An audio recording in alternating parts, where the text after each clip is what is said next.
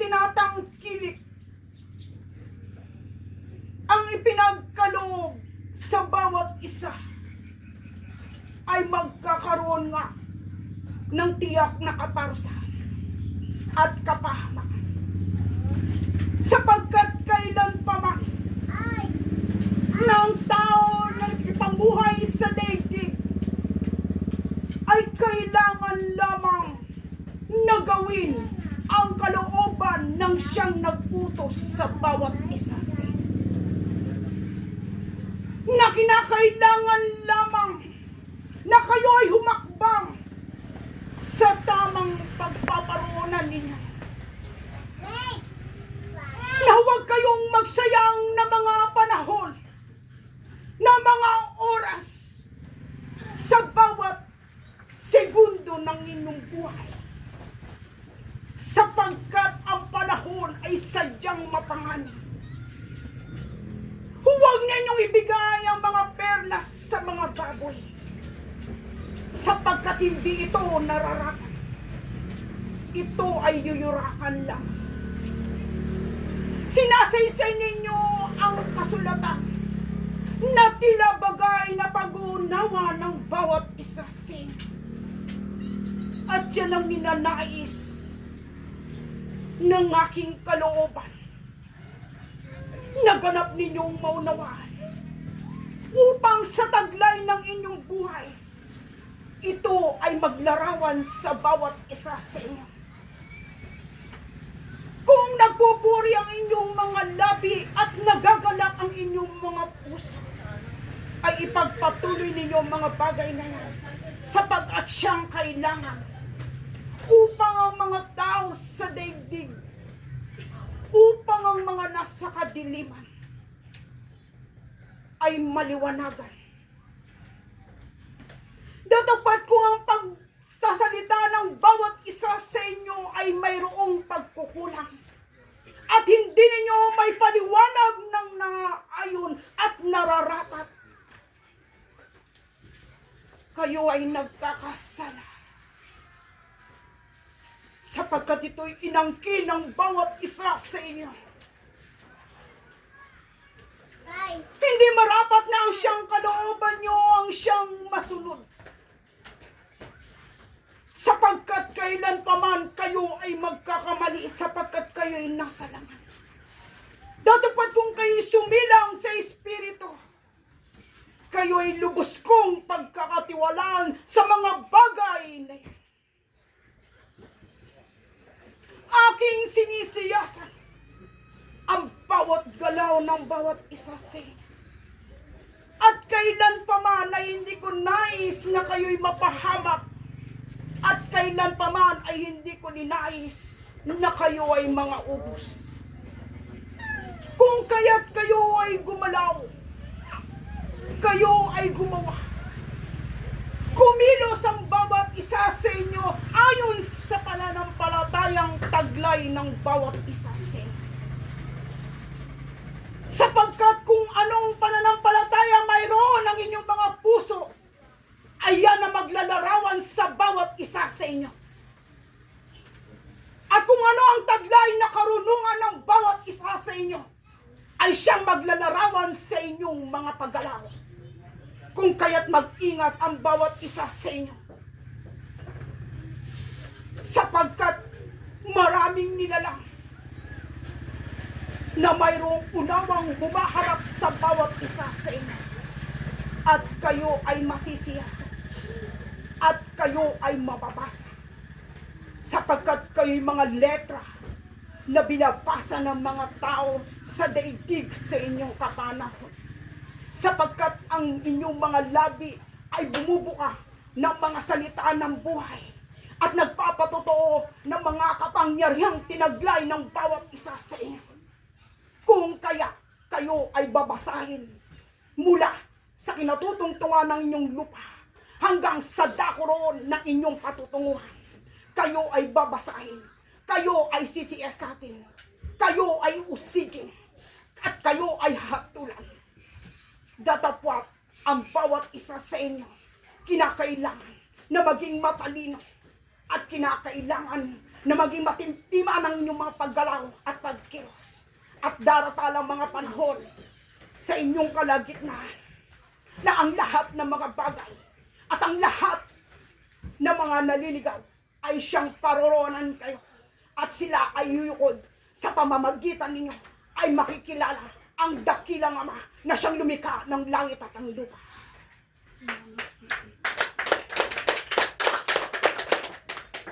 Kung kaya't aking pinaalalahanan ng bawat isa sa inyo na kayo ay lumakad ng matuwid at kayo ay maglingkod sa dakilang pangalan at kayo'y matuto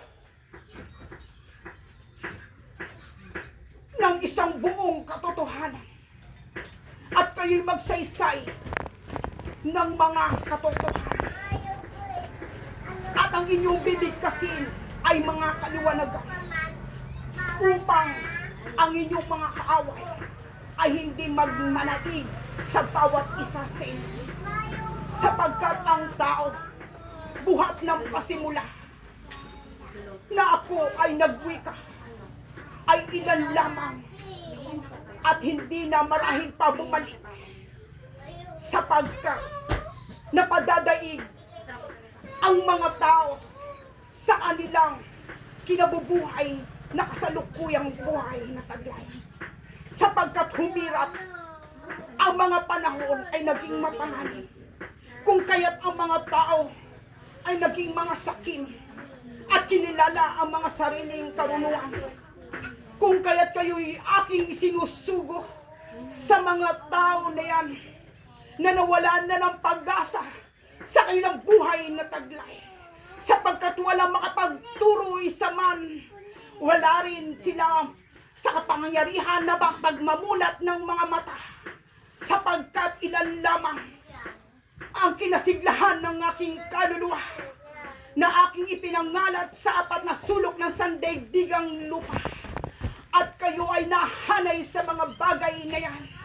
Kung kaya't kinakailangan na magpalakas ang bawat isa sa inyo, sapagkat aking tinitingnan kung sino nga ang sa inyo ay tunay na gumagawa ng katotohanan, tunay na nagwiwika ng katotohanan, at tunay na gising sa mga oras ng ang mga tao ay naihimbing, at ang inyong mga mahal sa buhay ay naihimbing, at ang mga tao ay kinakailangan lamang na pagkalooban ninyo ng tubig sapagkat sila'y nangunguhaw, at ang mga tao ay pagkalooban nyo ng pagkain sapagkat sila'y mga nagugutom. Ano ang inyong gagawin? Ano ang kalabisan ng inyong mga ginagawa? Kung sa loob ng santuaryong ito, kayo ay nagsasalita ng mga bagay ng buhay, datapot labasin ninyo ang kampamento. Masdan ninyo ang sanlibutan, ang inyong kinakaharap, sapagkat malaw ng panahon na ang mga bagay na yan ay nasa inyong harapan.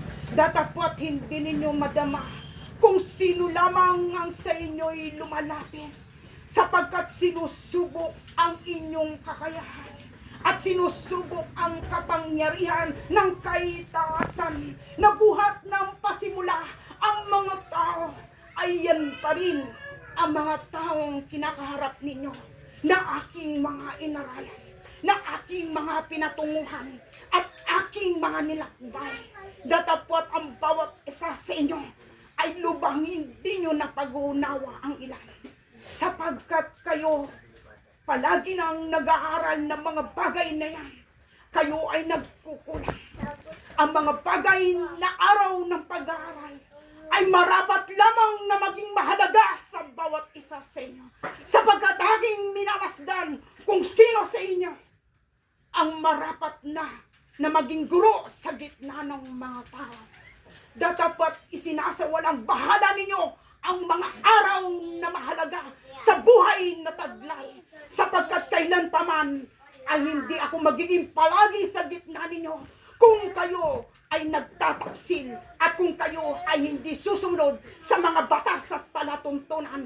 Ang inyong tinalian sa lupa na mga araw na inyong ginagampanan, ay pag-ibayuhin ninyo at pagbutihin ninyo ang mga bagay na yan.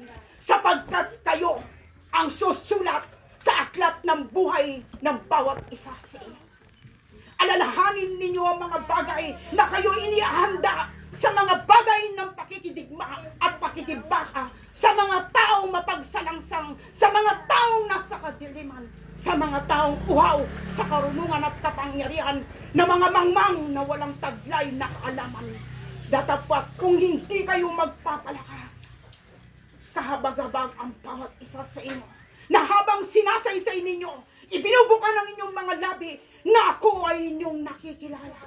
At ako ay nasa gitna ninyo. At ang aking Ama ay nakikiisa sa inyo.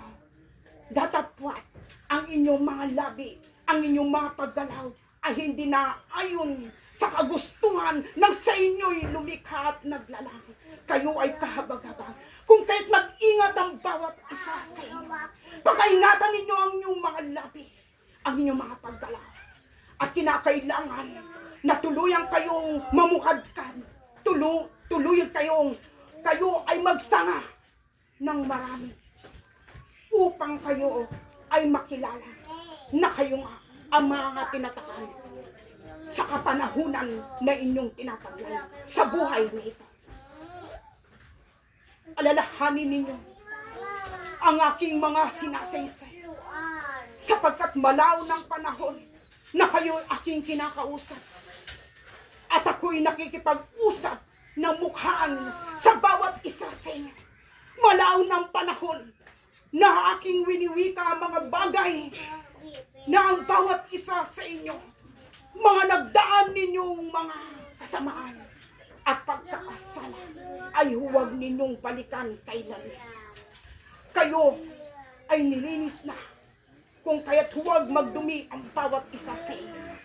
Kayo ay pinagkalooban ng pastor, nakakandili ng inyong unawa at kaalaman at tagayin ng bawat isa sa inyo ang mga bagay na unawa, ang mga kaalaman, at ito ay magbunga sa bawat isa sa inyo na siya namang ituturo ninyo sa inyong mga supling upang ang inyong sambahayan ay magkaroon ng kapayapaan, kaunawaan at pag-ibig sa bawat isa.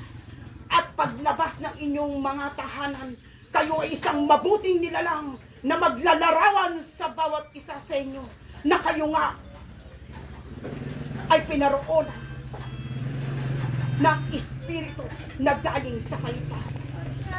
Na kayo nga ay muling ipinanganak.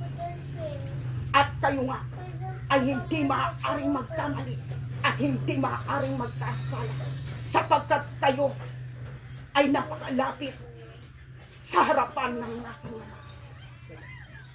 Mapalad ang bawat isa sa inyo, aking mga anak, sapagkat sa katigasan ng inyong mga ulot kalooban, ako ay nakipag-usapan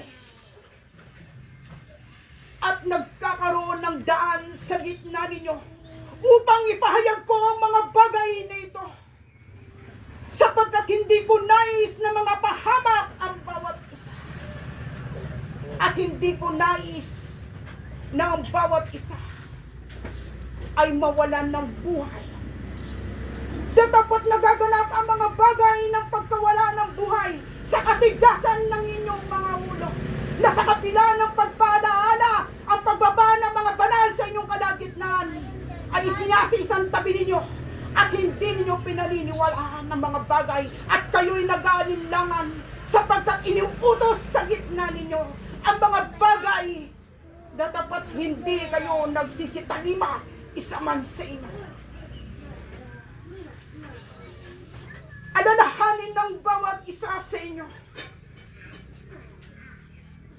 ang aking Ama ay hindi na pabibiro kailan pa.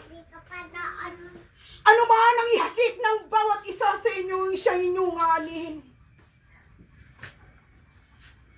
Wala man sa inyo na magsaway na inyong mga kapatid. Mayroon na sa inyo sasaway. Ang aking pag-ibig ay magsasaway sa gitna ninyo. Dapat ito hindi ninyo napag-uunawa kung ano ang nais ko. Kung hindi kayo tungkulin maging ang kandelero sa bawat isa sa inyo. Kung hindi kayo susunod na sa inyo ay nagkaloob ng tungkulin, sino kayo sa aming harapan?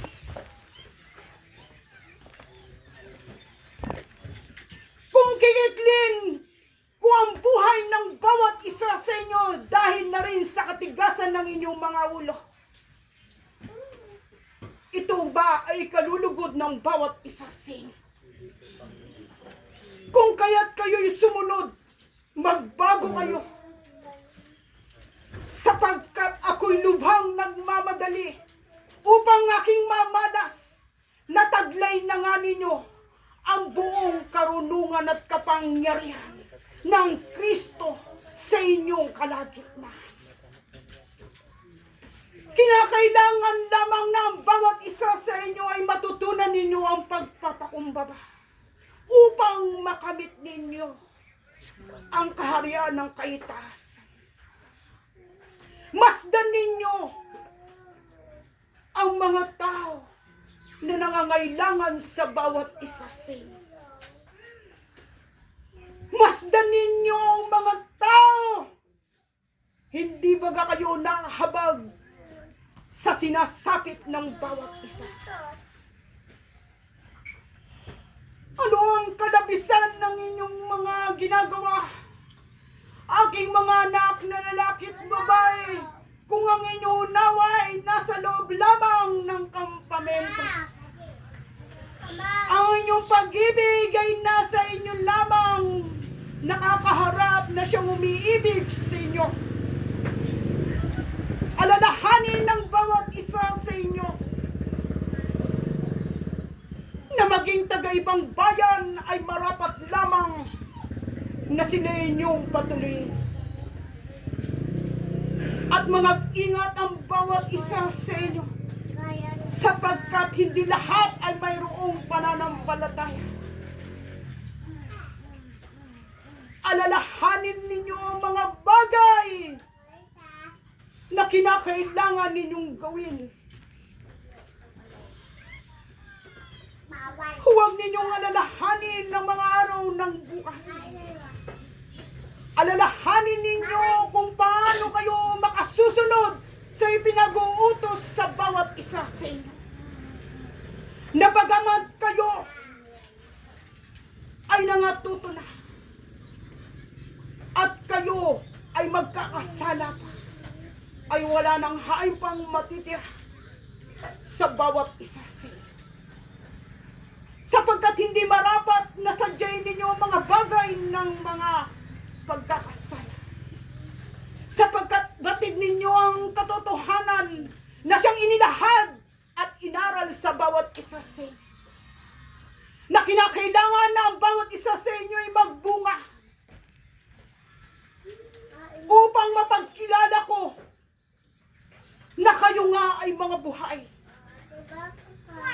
Na kinakailangan na ang bawat isa sa inyo ay mga tuto na mga bagay na hindi batid ng mga tao. Sa kaitaasan ay maraming kapangyarihan. Datapwat walang humihiling. Gumawa kayo ng inyong mga tungkulin ng buong katotohanan at katapatan sa harapan ng lumikha sa bawat isa sa inyo. Bilang mga mananamba, sumamba kayo sa espiritu at katotohanan sa aking Ama.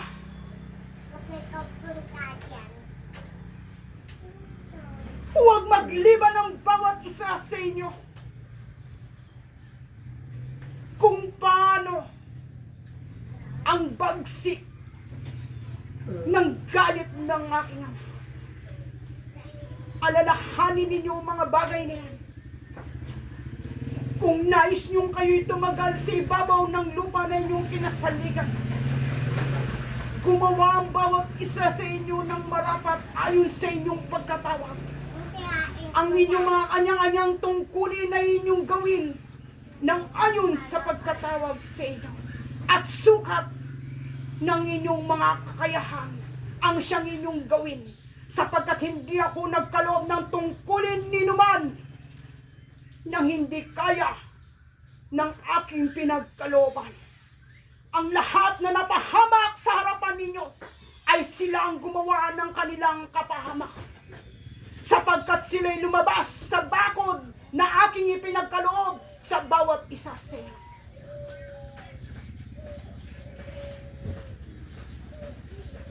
Magtiis ang bawat isa, sapagkat hindi kayo pinagkukulang, sapagkat batid ng aking Ama ang inyong mga pangangailangan.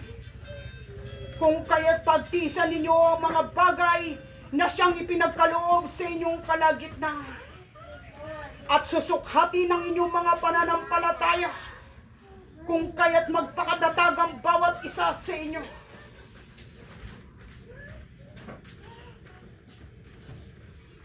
Buhat sa kaitaasan ang mga tubig sa aking harapan na siyang ipinagkakaloob. Ang bendisyon na yan na siyang magtataglay ng kapangyarihan ng tubig upang hiyain ang mga lason at hindi maghari sa gitna ninyo. Buhat sa kaitaasan, tanggapin ninyo ang bendisyon mula sa luklukan ng aking Ama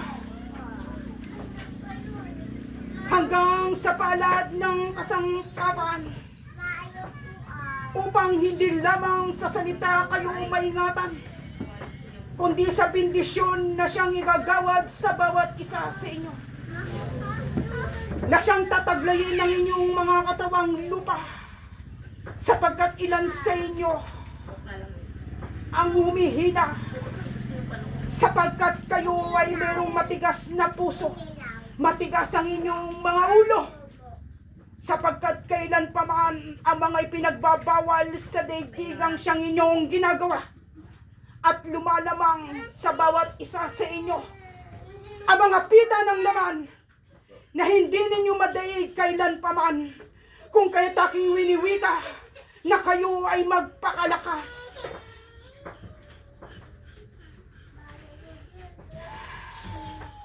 Yan lamang ang aking daladala.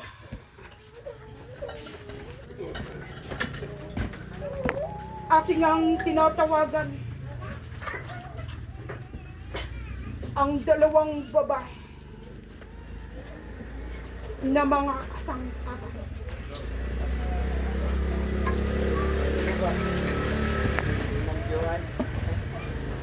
At dito kayo'y humarap. Dalawa lamang ang aking tinawag.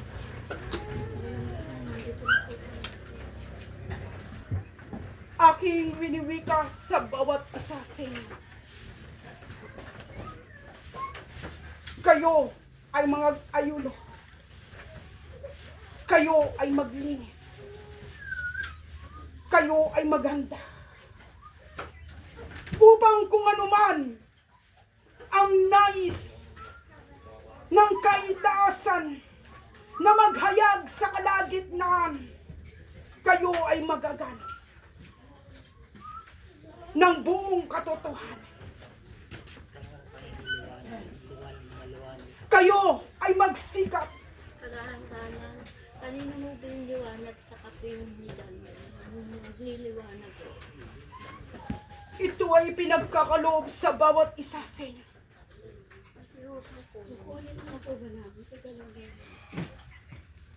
Kung ito ay inyong makukuha,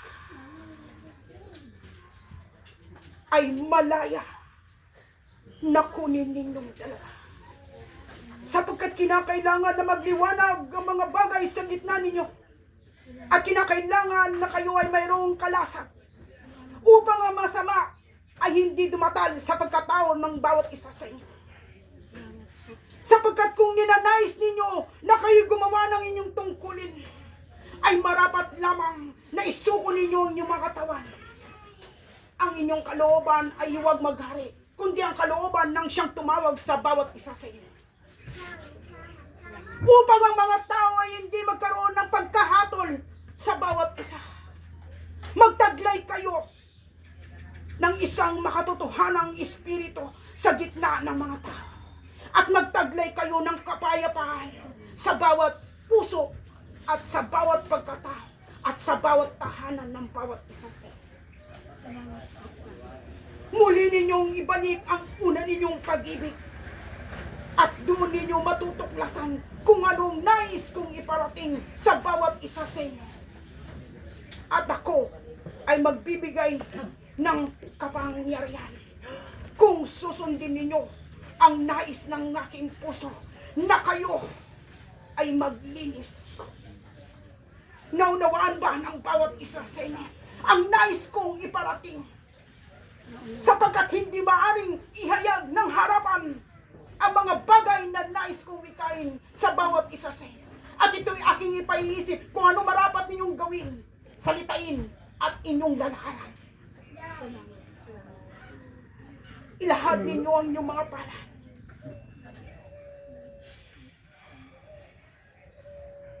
At tanggapin ninyo ang bagay nito.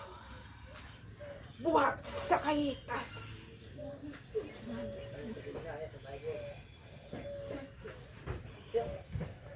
Unawain ninyo ang salita ng buhay. Ang ebanghelyo na aking nais ay aralin ng bawat isa sa inyo. At magtaglay kayo ng karunungan sapagat yan ang kailangan. Napakaganda po siya, nagliliwanag po at para po siyang nakaakyat po sa kalangitan po. Mapalad sapagkat namamalas mo ang mga bagay na yan. Sapagkat marami ang hindi nakamalas ng mga namamalas mo na yan. Hindi po ba nasa inyo po? Kung kaya ipagkaloob ninyo sa inyong mga kapatid ang siyang katotohanan, ang kaliwanagan na siyang marapat na maganap sa gitna ninyo. Sapagkat pag magkamali ang isa man sa inyo, magkakaroon ng iba yung kapahamakan ang nangakikinig at ang magtitiwala. Naunawain niyo. Yan lamang. Humayo kayong mayroong kapayapaan.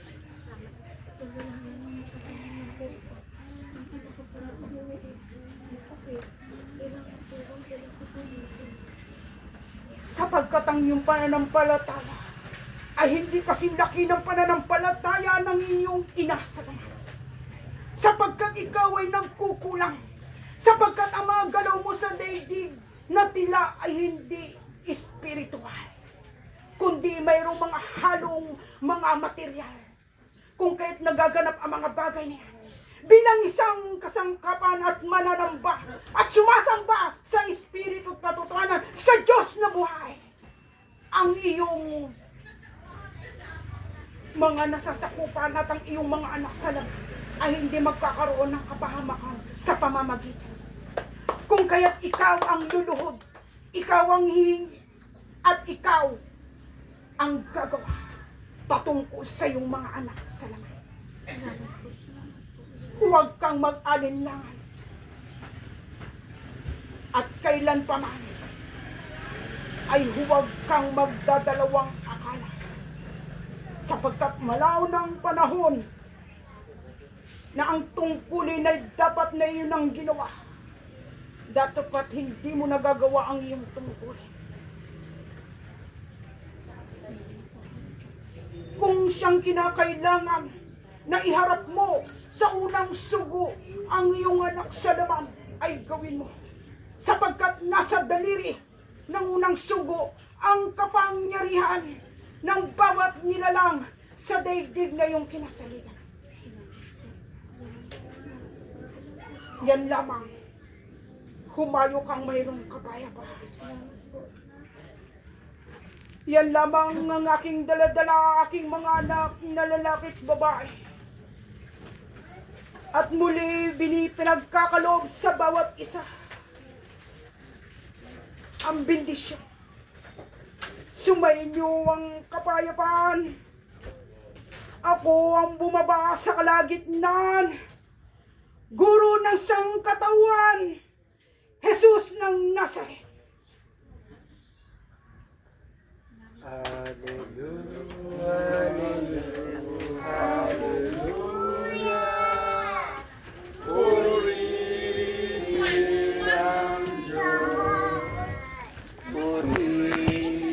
Purihin ang Diyos, haleluya. Purihin ang Diyos, haleluya. Purihin ang Diyos. Ngayon po yun po nasaksihan ang pagbabato ng ating pong Panginoon si Kristo sa mga kausap po na to. Magandang araw po sa inyo lahat.